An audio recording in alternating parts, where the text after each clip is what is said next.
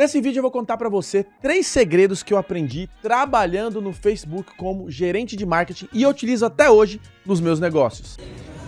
Mais um diazinho aqui no escritório, o negócio do Instagram aqui, um monte de coisa e vamos lá, bora.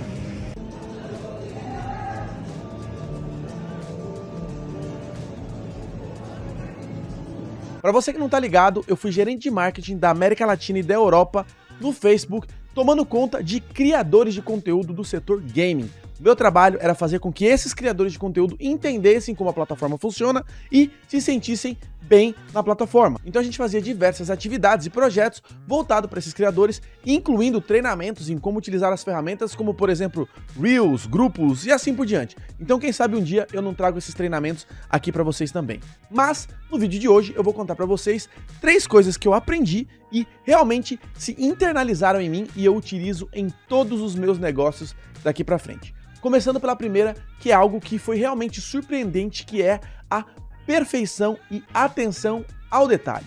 Quando eu trabalhei lá, eu comecei a entender que uma empresa que fatura bilhões precisa de projetos que aparentam também ser de uma empresa que fatura bilhões. Então, vários projetinhos que eu fazia anteriormente em outras empresas, que podiam ser um pouquinho ali, vai desse jeito, lá não existia. A gente passava horas e horas revisando conteúdo, revisando artes, revisando vídeos, e isso foi muito benéfico para mim. Não porque eu vou continuar seguindo o mesmo padrão de qualidade, até porque as empresas que eu gerencio atualmente não faturam o mesmo que o Facebook, porém, o que eu aprendi, o olhar clínico que eu tive, faz total diferença. Porque antigamente eu conseguiria ali ir com um vídeo, ou então postar uma arte, ou então criar um roteiro que ele poderia ser aperfeiçoado com apenas algumas técnicas e você dedicando um pouquinho mais de tempo para olhar aquele projeto e ver o que poderia ser melhorado. Eu tinha o costume, antes de trabalhar lá, de escrever um projeto e simplesmente executar. Eu aprendi a revisar novamente, olhar e ver aí o que poderia estar sendo melhorado naquele projeto. Esse simples fato já me ajudou a ganhar muito mais dinheiro só por aperfeiçoar os processos e os projetos, analisando alguns detalhes que muitas das vezes a gente deixa de lado e vai lançando sem ver. Então ali, o perfeccionismo controlado é algo que eu trouxe para mim e para as minhas empresas. Segundo ponto, aprender a olhar com o ponto de vista do usuário. Isso é uma das coisas que eu aprendi com a minha gerente lá, que ela sempre falava isso. Você não tem que olhar para esse projeto como um gerente de marketing, como um gerente de produto, como um gerente de projetos. Você tem que olhar como usuário. A pessoa que vai estar recebendo esse treinamento, faz de conta que ela não entende nada. Ela vai conseguir ser educada do zero até a perfeição com essa apresentação? O que poderia ser melhor? Será que seria melhor a gente ter um vídeo? Será que seria melhor fazer isso ao vivo?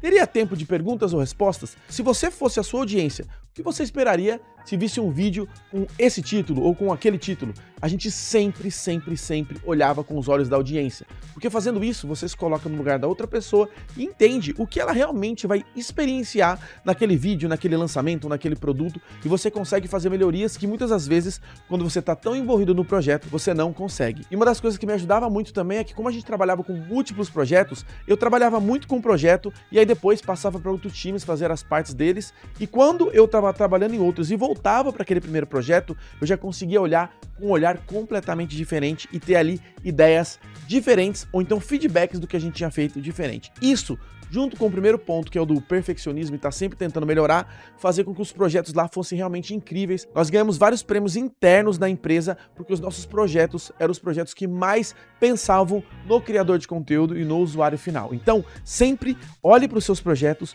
com o olhar do teu cliente, do seu usuário, da sua audiência, da pessoa que vai estar do outro lado recebendo tudo aquilo que você está criando. E o terceiro ponto que eu ainda utilizo todos os dias em todos os projetos é contenção de danos. O Facebook é uma empresa gigantesca, né, hoje chamada de Meta, e ele não pode simplesmente fazer uma postagem errada ou então fazer algo errado. Óbvio que ninguém é perfeito. Porém, se qualquer coisa acontece de errado com aquela empresa, as ações despencam, muitas pessoas perdem dinheiro e muitas pessoas vão falar sobre isso nas notícias. Então, a empresa o tempo todo tem um gerenciamento de riscos, gerenciamento de ações erradas. E eu aprendi a fazer isso nos meus projetos. Vamos fazer um treinamento online? E se acabar a eletricidade? E se a pessoa não puder no dia? E se do nada a câmera fechar? E se ficar mudo? Então, eu comecei a entender e olhar coisas que poderiam dar errado no projeto para já ter um plano B para cada situação. E isso para mim foi crucial, porque várias vezes eu fiz live de lançamento, ou então lançando outras pessoas, e eu não tinha nenhuma tela de backup ou um vídeo de backup, caso a pessoa precisasse ir no banheiro urgente ou se acontecesse alguma emergência. Eu comecei a entender que você simplesmente antecipando alguns erros, que obviamente nós não queremos que aconteçam, só a antecipação já faz com que você consiga fazer uma entrega incrível, mesmo que coisas erradas aconteçam no meio do caminho. Então, essa parada de contenção de erros me ajuda demais. A gente vai fazer uma live, e se o slide não passar? E se travar a internet? E o que eu vou fazer? E se eu não conseguir responder a pergunta? E se as pessoas mandarem muita pergunta? E se começarem a me xingar no chat? Eu vou perder a linha, não vou perder a linha? Quem tem que olhar no chat? Sou eu ou a minha equipe?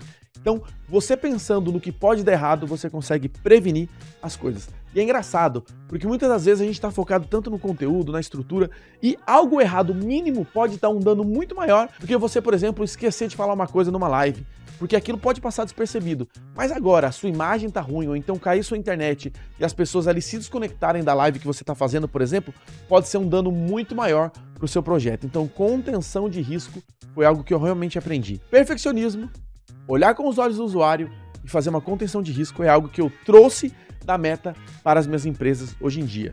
E aí, você faz isso nos seus projetos também? Gostou desse conteúdo? Deixa seu like aí, comenta aqui embaixo, se inscreve no canal e nós nos vemos no próximo vídeo. Um grande abraço!